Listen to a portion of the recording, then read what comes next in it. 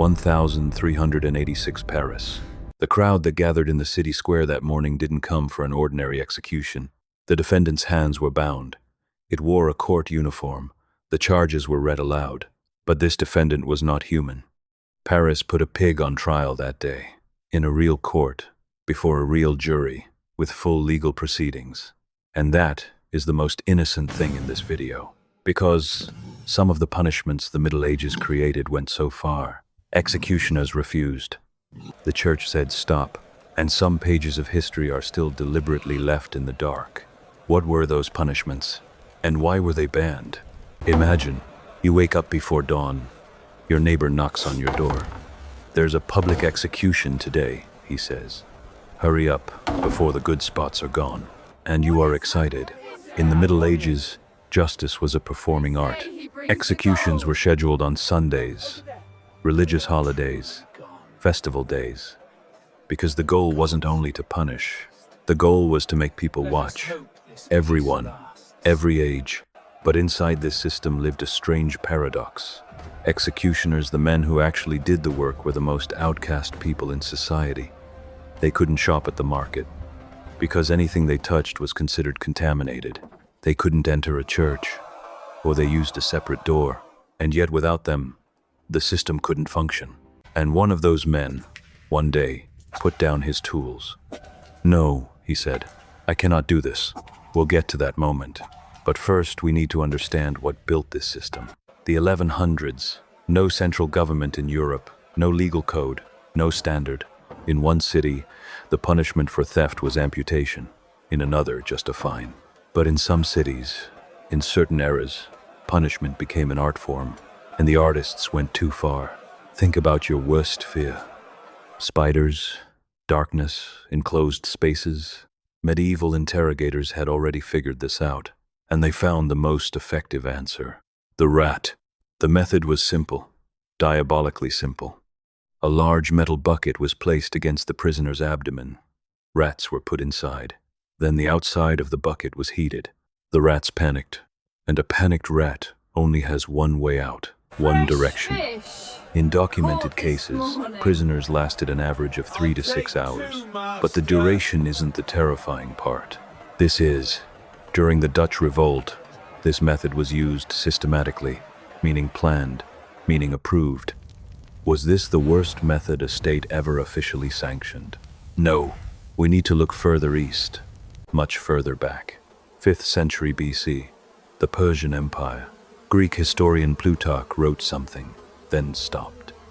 He probably put down his pen, looked outside, then continued because he had to, because it was real. Scaphism, also known as the boat torture. The victim was locked between two boats. Head, hands, and feet left outside. Then the victim was force-fed milk. Their body was coated in honey. Why? For the insects. The sun beats down. The honey draws flies. And this wasn't a one-day punishment, it was weeks. The victim was fed just enough not to die, kept alive for a long time. Some historians debate whether this was ever actually used. Maybe Plutarch exaggerated. Maybe it was propaganda. But they say this: no one could imagine something like this. You couldn't write it without having seen it. And if you saw it, could you stay sane? Ancient Greece, around 570 BC. A metalworker named Perillus was brought before Phalaris, the cruel tyrant of Sicily. He carried a gift, the greatest invention of his life. A bull, cast in bronze, life-sized, and hollow inside. Perillus explained, "Lock the condemned inside, light a fire beneath. Their screams will sound like the bull is roaring." Phalaris laughed, then turned to Perillus. "Wonderful," he said. "Try it."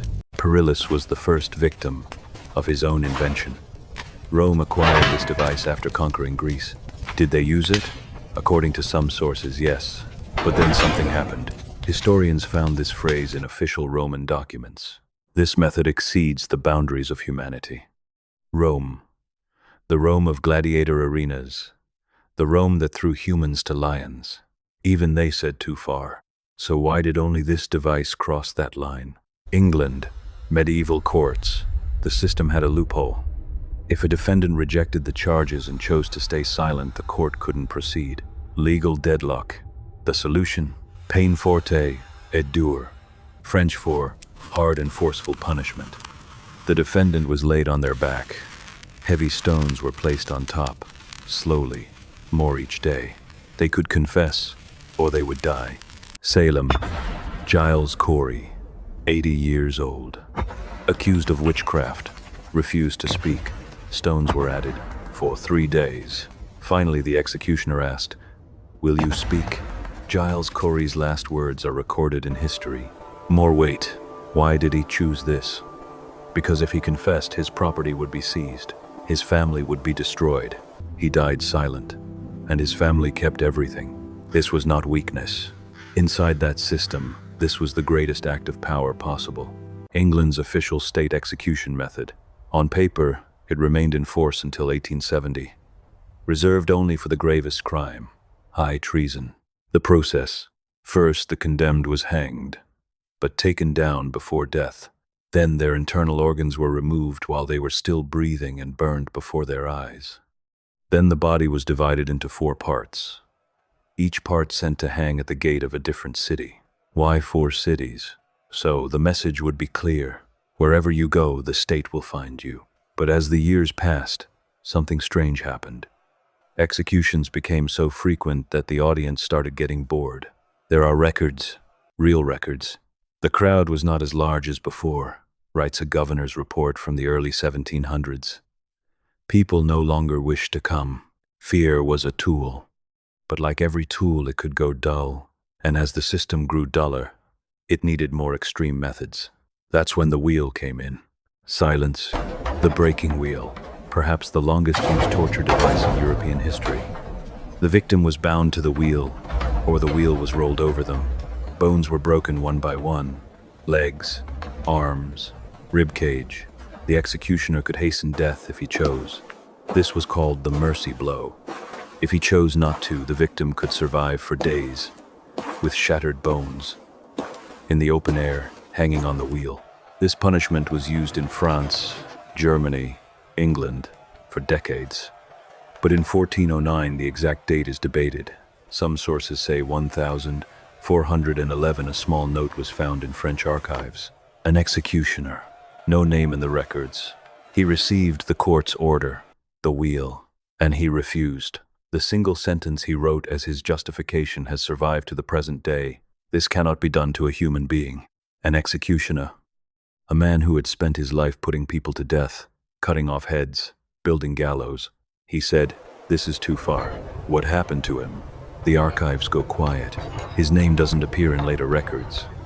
Was he punished? Did he flee? Did he simply retire into silence? We don't know. And that silence, that might be the most terrifying thing of all. Because a person who questions a system disappears inside it. Magna Carta was signed.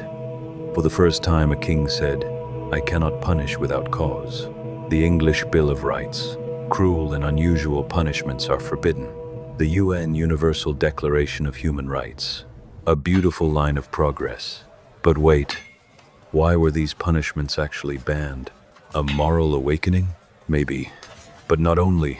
Here's what historians say. Punishments were most often banned for practical reasons. Too expensive, too time-consuming. Audiences had shrunk. Fear wasn't selling anymore. What does that tell us?